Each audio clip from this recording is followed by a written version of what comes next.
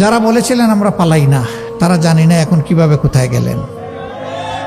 আমরা কোনোদিন এটা বলি নাই যে আমরা পালাই না, তবে আলহামদুলিল্লাহ রাব্বুল ইজ্জত আমাদেরকে এটুকু মেহেরবানি করেছেন যে আসলেই আমরা পালাইনি।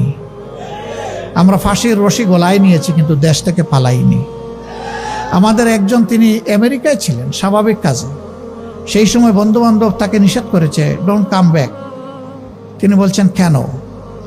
বলেছে যে আপনাকে ওই রকমই পার্সিকিউট করা হবে, অবিচার করা হবে, যেমনটা অবিচার করা হচ্ছে আপনার সিনিয়র লিডারদের সাথে। তিনি বলছেন সিনিয়র লিডাররা যদি আল্লাহর জন্য ধৈর্য ধরে সহ্য করে থাকতে পারেন, আমিও পারবো, আমি আসছি। আদালতে দাঁড়িয়ে আমাকে ফাঁসি দেওয়া হোক, আমার কোনো আপত্তি নাই। আমি পলাতক হিসাবে এই বদনামের অংশ নিতে চাই না যে আমি অপরাধী। আমি আদালতে দাঁড়িয়ে বলবো আমি নিরপরাধ।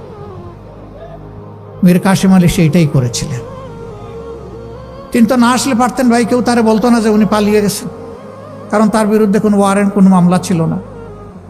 তিনি এসেছেন তার নৈতিক দায়বোধের জায়গা থেকে, তার দেশকে ভালোবাসেন। এই জন্য তিনি বলেছেন যে দেশে আল্লাহ আমাকে পয়দা করেছেন, আমার মত যেন সেই দেশে হয়।